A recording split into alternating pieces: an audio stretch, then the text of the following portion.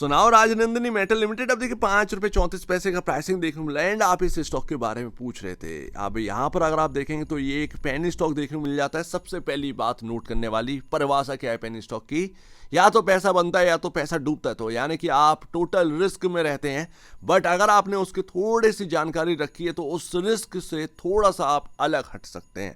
Hi, this is Dev and watching traders diary. बहुत सारी चीज़ें हैं इस स्टॉक के अंदर देखने के लिए, क्या कंपनी डेट फ्री है, कैसी बैलेंस शीट है, बहुत सारी बातें हैं जो कि यहाँ पर समझनी पड़ेंगी। ये स्टॉक का फॉल 50% क्यों हुआ, सबसे बड़ी बात इसके पीछे भी एक रीज़न है। तो ये स्टॉक 10 रुपए के आसपास अच्छा खासा कामकाज कर रहा था। इस स्टॉक को यहाँ पर देखने का मतलब ये नहीं है कि ये 5 रुपये 34 पैसे का। बात ये है कि कॉपर का यहाँ पर कामकाज, एंड दूसरी बात इनका RML राजनंदिनी मेटल लिमिटेड को अगर आप शॉर्ट फॉर्म में देखेंगे RML देखने को मिलता है। RML केबल एंड वायर्स का यहाँ पर एक ब्रांड है जिसकी वजह से ये स्टॉक काफ़ी पसंद आया था। अब यहाँ पर अगर आप देखेंगे वो 10 रुपए की रेंज को तोड़कर ये स्टॉक नीचे आ गया। ये इसके पीछे का रीज़न क्या है वो मैं आपको बताऊंगा। बट सबसे डरावनी बात क्या होती है कुछ स्टॉक्स के अंदर, एकदम से लोअर सर्किट लग जाना और उसके बाद एकदम से अपर सर्किट चलते रहना, ये थोड़ा सा चार्ट को बिगाड़ देता है। एंड वही चीज़ यहाँ पर हो भी रही है। ऑफकोर्स एक पेनी स्टॉक है तो ये सारी चीज़ झेलनी पड़ेंगी एंड प्राइस बहुत छोटा है, तो ये भी आपको देखना है। तो अभी मैंने आपके सामने चार्ट रखा, अगर आपने बहुत डीपली यहाँ पर सही से देखा होगा तो आपको समझ में आएगा इस स्टॉक का जो हाई है वो 35 रुपए के अराउंड है, राइट। बट ये 35 रुपए में ही यहाँ पर ना गेम हुआ। प्रमोटर ने देखा कि ये स्टॉक है इतना हाई पर गया तो यहाँ पर उन्होंने बेचने स्टार्ट कर। प्रमोटर हर क्वार्टर में बेचता चला गया एंड सितंबर 2023 में 73.24% की होल्डिंग थी, जो कि मार्च 2025 में 31.61% की रह गई है। प्रमोटर ने ऑलमोस्ट यहाँ पर ना आधा कर दिया है अपना होल्ड। अभी जो 50% की जो गिरावट आई है वो इस वजह से आई है, ज़रा ध्यान से देखिएगा। सेल्स का नंबर तो आपको ठीक ठाक ही देखने को मिल रहा होगा, बहुत ज़्यादा ठीक भी नहीं है, फ्लैट ही है, ठीक है। कई क्वार्टर हैं, 10 क्वार्टर हैं आपके सामने, कई क्वार्टर से यहाँ पर ना फ्लैट है।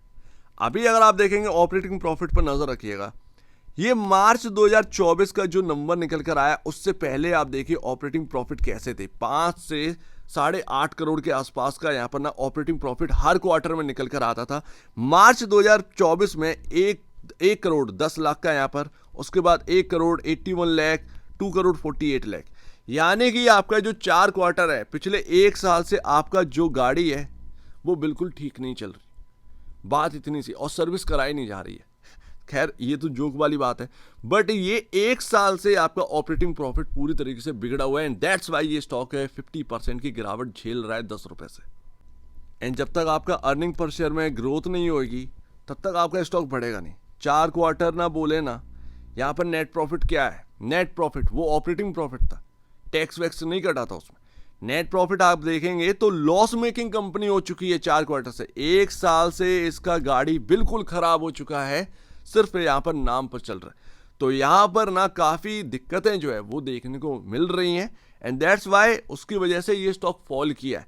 प्रमोटर जो बेचकर निकला है उसने यहाँ पर ना बस यही देखा कि भाई हमारा तो सेल्स का नंबर ही सबसे बड़ा है बट प्रॉफिट का आंकड़ा नहीं है, उस हिसाब से वैल्यूएशन काफ़ी बड़ी मिल रही है एंड दैट्स वाई वो प्रमोटर हर क्वार्टर में बेचता चला गया। अब देखिए यहाँ पर मैं आपको बताता हूँ कि ये 5 रुपए पर ट्रेड क्यों कर रहा है। देखिए किसी भी कंपनी में इनका यहाँ पर ना आप मार्च 2024 का नंबर देखिए, अभी मार्च 2025 का नंबर 29 मई को क्लियर होगा। 1212 करोड़ का सेल्स का नंबर, किसी भी कंपनी के अंदर 1212 करोड़ का सेल्स का नंबर मिलेगा ना, उसका वैल्यूएशन उड़ेगा। लेकिन वो तब उड़ेगा जब आपका ऑपरेटिंग प्रॉफिट भी सॉलिड हो। 21 करोड़ का ऑपरेटिंग प्रॉफिट, यानी कि इनके एक्सपेंसेस और सेल्स में कोई बहुत बड़ा अंतर नहीं है, जो छोटा मोटा अंतर है बस वही निकल कर आया। 21 करोड़ का यहाँ पर ऑपरेटिंग प्रॉफिट है, 2% का ही ऑपरेटिंग मार्जिन है, तो ज़्यादा कुछ है नहीं है, ज़्यादा कुछ है नहीं है।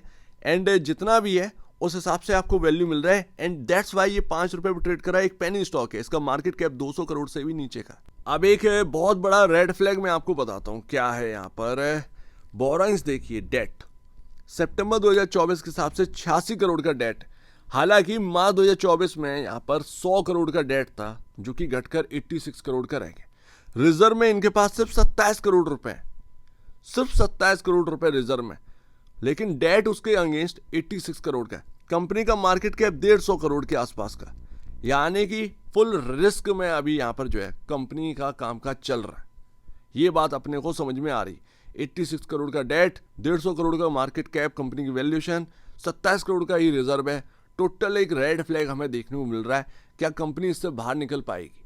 तो अभी देखिए, बहुत छोटी सी बात थी जो हमने पकड़ ली। रिजर्व्स, आपका बोरोइंग से इतना समझ में आ जाता है कि कंपनी का प्राइस यहाँ पर ना कुछ ठीक ठाक नहीं लग रहा है। अगर यहाँ पर कारोबार या बिजनेस हम कह सकते हैं, अगर वो ठीक नहीं चला और प्रॉफिटेबिलिटी का नंबर बिगड़ता है कुछ इसी तरीके से, एंड ये अपना जो क्वार्टरली बेसिस पर जो यहाँ पर डेट का भरपाई है वो नहीं कर पाते हैं, तो फिर आप समझ सकते हैं कि हाल और भी ज़्यादा ख़राब हो सकते हैं। इसमें कोई यहाँ पर ना छुपाने वाली बात नहीं है, सामने समझ में आ रहा है। एंड दैट्स वाई यही पेनी स्टॉक की परिभाषा है, या तो पैसा बनता है या फिर पैसा डूबता है। अब इनके पास RML जैसा ब्रांड है, सेल्स का नंबर बहुत हाई है बट प्रॉफिट का नंबर इनके पास कुछ भी नहीं। इनका बस यही कर सकते हैं कि भाई अपने एक्सपेंसेस जो है वो कैसे यहाँ पर ना कट करें। अगर ये अपने एक्सपेंसेस कट करते हैं सो डेफिनेटली इनको बेनिफिट मिलेगा। एंड कहीं ना कहीं ये जो डेट है ना 86 करोड़ का, ये आराम से ये भर सकते हैं, आराम से भर सकते हैं, आराम से इनका अर्निंग पर शेयर में ग्रोथ आ सकती है। तो ऐसा नहीं है कि कंपनी एकदम से कोलैप्स कर जाएगी, लेकिन अगर प्रॉफिट नहीं बना पाओगे भाई तो आप कोलैप्स कर जाएंगे, क्योंकि डेट आपका ऑलमोस्ट यहाँ पर ना बहुत बड़ा स्टैंड है। रिजर्व से ऊपर से यहाँ पर आपका वैल्यू कुछ नहीं है, जिसकी वजह से आप छोटा मोटा राइट इशू भी ला करना कुछ करना चाहें तो पता नहीं आप कर पाएंगे या नहीं कर पाएंगे। तो वो पूरी बात आ जाती है, डेट आपको यहाँ पर चंगुल में ले लेगा। तो ये पूरी बात है। उम्मीद है काफ़ी कुछ आपको समझ में आया होगा। पेनी स्टॉक है, बहुत छोटा स्टॉक है।